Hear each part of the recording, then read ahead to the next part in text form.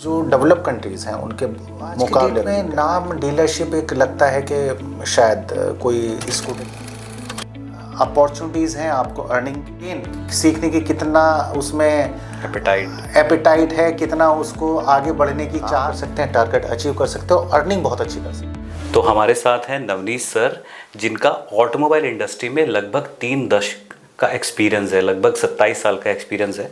तो हम उनसे जानना चाहेंगे अबाउट ऑटोमोबाइल इंडस्ट्री, और ऑब्वियसली जिस टॉपिक पे हम खास बात करते हैं, करियर अपॉर्चुनिटीज़ इन ऑटोमोबाइल इंडस्ट्री। तो सर सीईओ हैं एक बहुत बड़ी नामी कंपनी में, ऑटोमोबाइल डीलरशिप कंपनी में। तो सर आप हमारे श्रोताओं को थोड़ा सा पहले अपने बारे में बता दें, और उसके बाद मैं जानना चाहूँगा आपसे ऑटोमोबाइल इंडस्ट्री के बारे में, ग्रोथ प्रोस्पेक्ट्स और अभी क्या हालात हैं इसके। Thank you Piyush ji for calling me in. Automobile industry, जैसे ये सब आप जानते हैं कि दुनिया का एक बहुत ही ज़्यादा एक्साइटिंग एक कैरियर माना जाता है।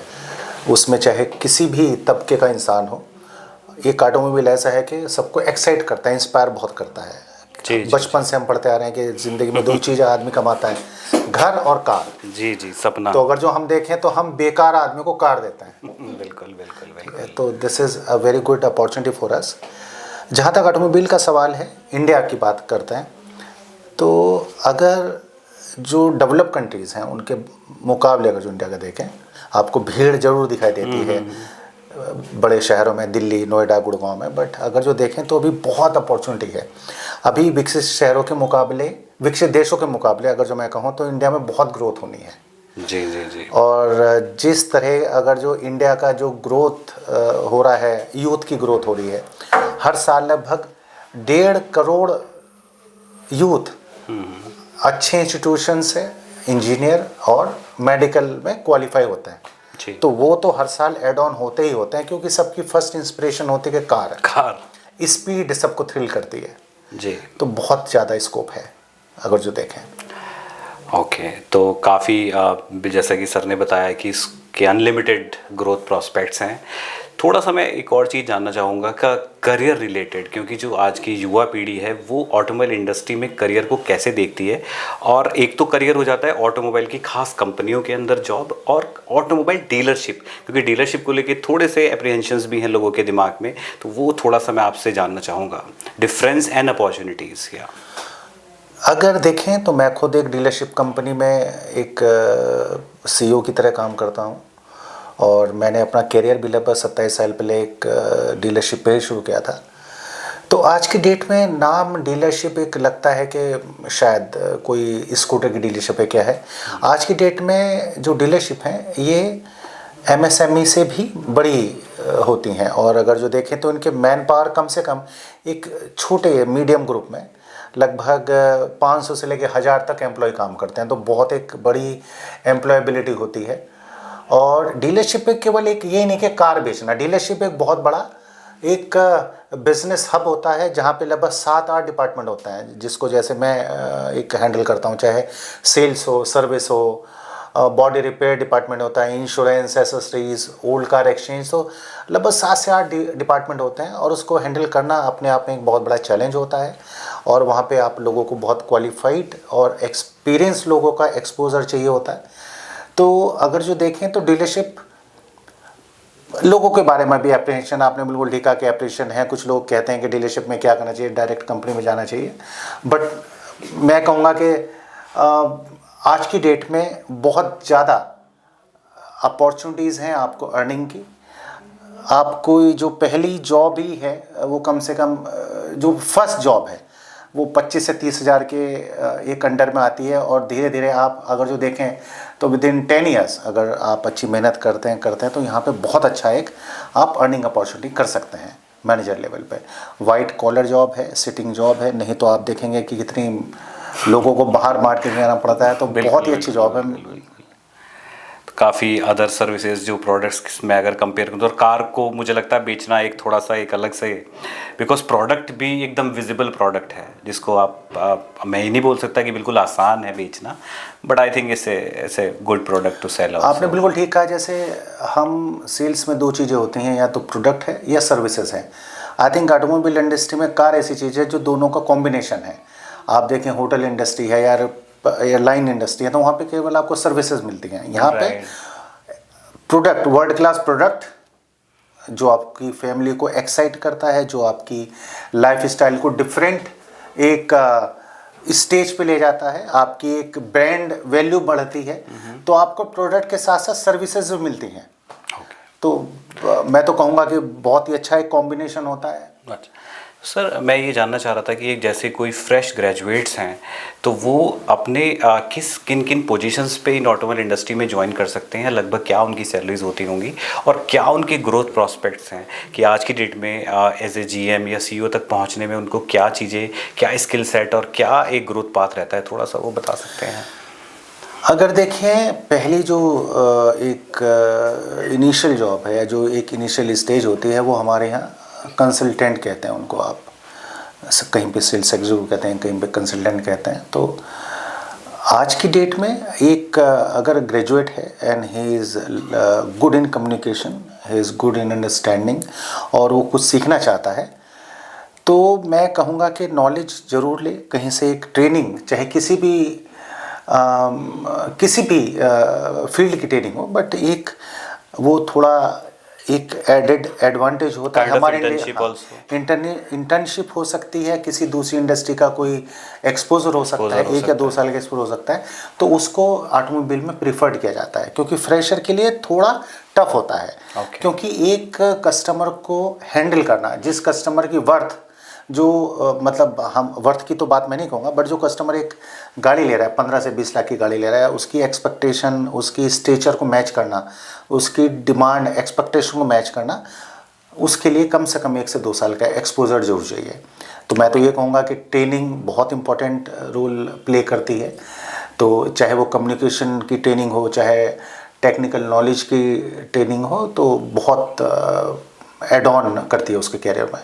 ओके, जैसे उनके अगर हम ग्रोथ की बात करें तो इसके बाद क्या उनके ग्रोथ प्रॉस्पेक्ट्स होते हैं, टीम मैनेजर या जीएम या इस लेवल तक? देखिए, मैं बात करता हूँ, अपनी बात करता हूँ, तो मैंने कंपनी में स्टार्ट किया था, तो आई थिंक मैं शायद 7 साल के अंदर सेल्स मैनेजर बना था और विद इन 8 ईयर्स में मतलब कंपनी में जीएम बन गया था।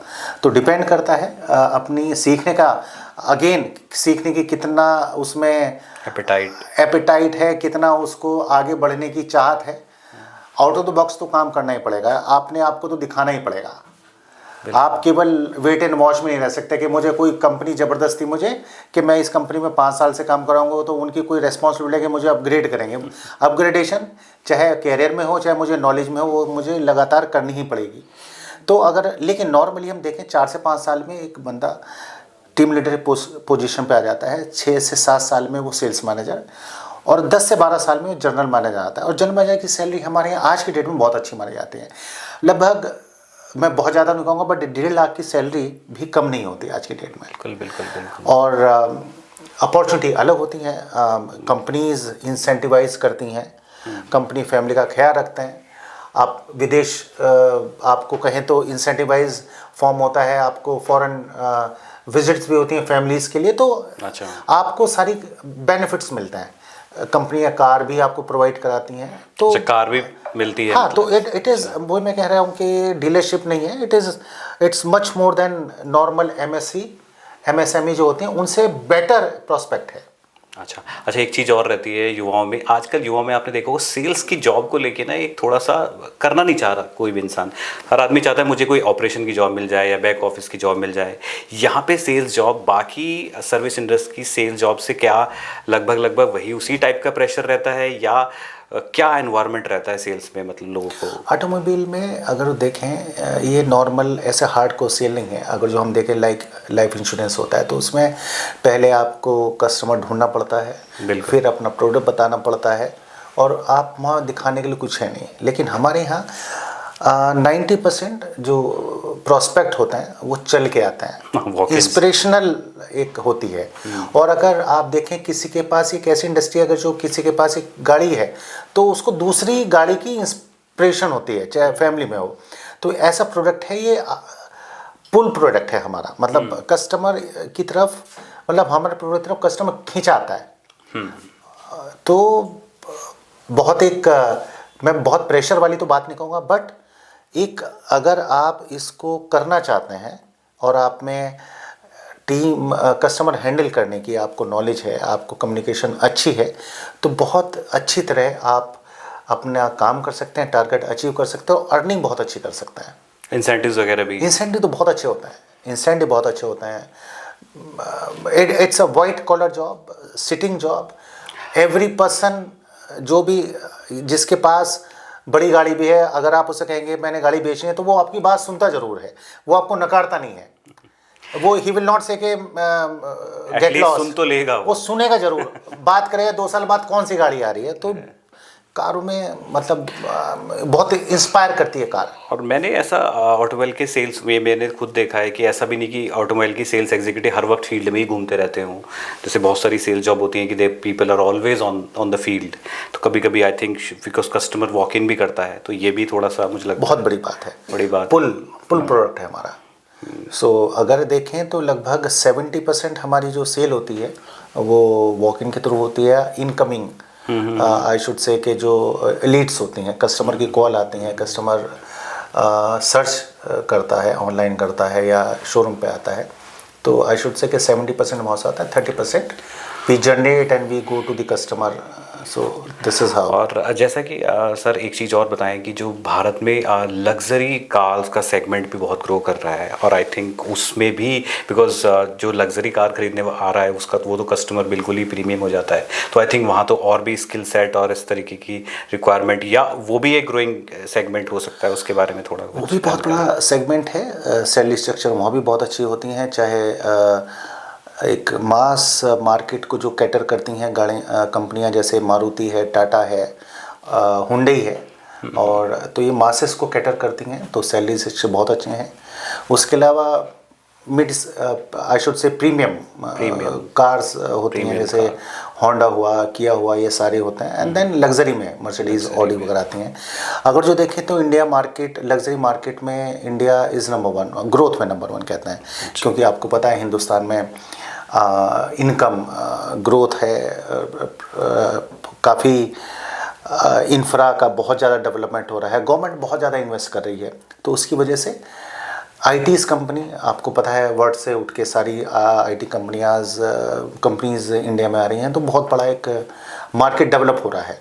तो आने वाले टाइम में मैं कहूँगा कि लग्जरी मार्केट भी बहुत बूम करेगी, प्रीमियम कार्स बहुत बूम करेंगी। राइट। और सर हाँ, एक चीज़ और पूछना चाह रहा था कि इलेक्ट्रिक व्हीकल्स का क्या फ्यूचर देखते हैं, उस पर भी मैं। इलेक्ट्रिक व्हीकल को देखें तो पूरे वर्ल्ड में अगर देखते हैं तो भी एक ट्रेंड है सस्टेनेबिलिटी को लेके। जितने भी गवर्नमेंट हैं वो बहुत ज़्यादा फोकस कर रहे हैं। पॉल्यूशन एक बहुत बड़ा एक एजेंडा है गवर्नमेंट को लिए या सभी के लिए। अभी थोड़ा सा टाइम लग रहा है, धीरे धीरे सभी कंपनियां आ रहे हैं। आई थिंक इंडिया में टाटा और महिंद्रा बहुत ज़्यादा फोकस कर रहे हैं, लेकिन by 2030 every company would be in position to retail approximately 30 to 40% electrical cars. So every manufacturer is coming with the electrical product. So infrastructure is getting developed now in metro cities, especially in metro cities. Right. It will take time further to B cities or C cities, but it is going to be. I should say in next 5 years, 5 to 6 years, you will see a lot of change. Now अभी कुछ societies में भी charging station infrastructure बहुत बड़ा है 2 साल में, और 5 साल में it will come on to the next level. Okay. So yes, by 2030 government has given plan to all manufacturer units, all OEMs to contribute maximum through electric vehicles. तो आपकी यही सलाह रहेगी कि जो युवक रोजगार की तलाश में है, तो I think dealership can be also a good start to start their very career. Very good career opportunity for personal growth, family growth, everything. It is a excellent, I should say, opportunity for every youth. Thank you so much, काफ़ी इनलाइटिंग आपका session रहा, आपने काफ़ी सारी जानकारी दी। Thank you जी। और मुझे लगता है ये सारी बातें जानने के बाद बहुत युवा होंगे जो डीलरशिप के बारे में जो एक थॉट प्रोसेस बना रखा था उससे शायद बाहर आए होंगे, और अपना एक नया करियर चुनने के लिए दे कैन प्लान। तो thank you so much, thanks for watching this video. आप बाकी और वीडियोस के लिए हमारे साथ जुड़े रहें और हमारे चैनल को सब्सक्राइब करें और बेल आइकन बटन दबा दें। तो हम लोग आएंगे नेक्स्ट वीडियो में किसी नए गेस्ट के साथ। Thank you.